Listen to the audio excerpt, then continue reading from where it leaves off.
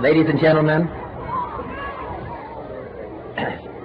I'm only going to talk to you just for a minute or so this evening because I have some very sad news for all of you. Could you lower those signs, please? I have some very sad news for all of you, and I think sad news for all of our fellow citizens and people who love peace all over the world. And that is that Martin Luther King was shot and was killed tonight in Memphis, Tennessee.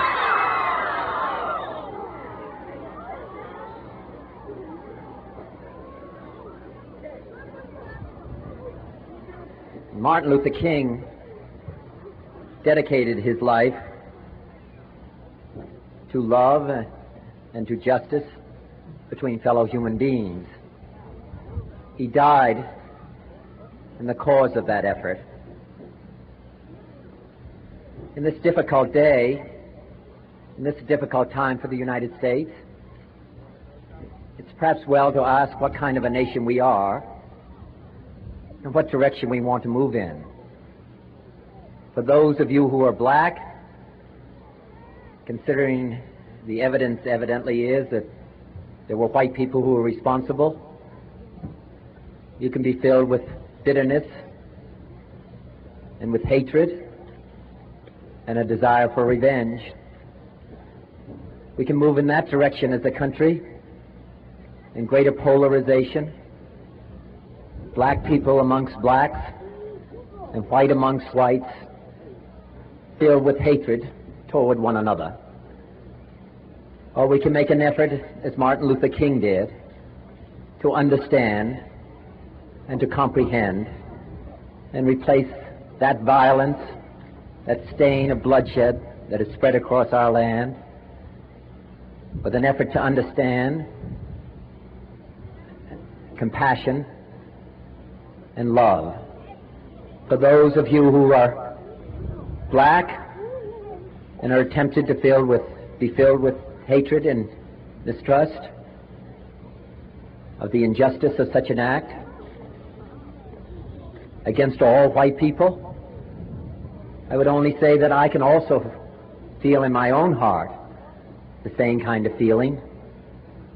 I had a member of my family killed, but he was killed by a white man.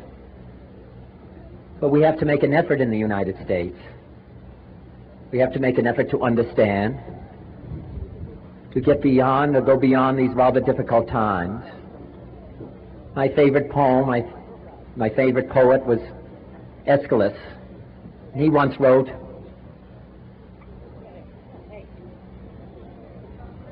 "Even in our sleep, pain which cannot forget falls drop by drop upon the heart, until in our own despair, against our will, comes wisdom through the awful grace of God." What we need in the United States is not division. What we need in the United States is not hatred. What we need in the United States is not violence and lawlessness, but is love and wisdom and compassion toward one another, and a feeling of justice toward those who still suffer within our country, whether they be white or whether they be black.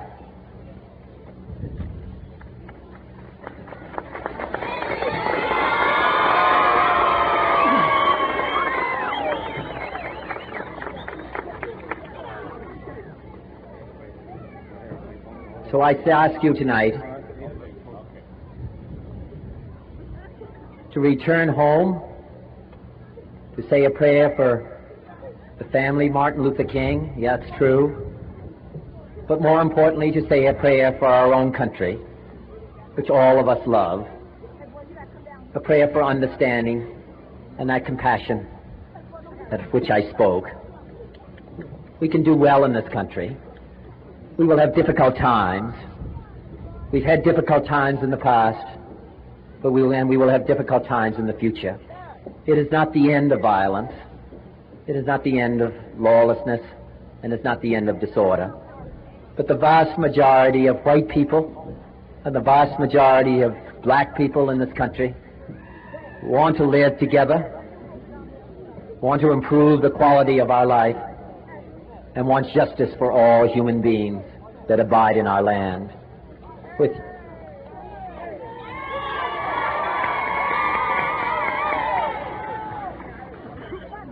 And what dedicate ourselves to what the Greeks wrote so many years ago, to tame the savageness of man and make gentle the life of this world. Let us dedicate ourselves to that and say a prayer for our country and for our people. Thank you very much.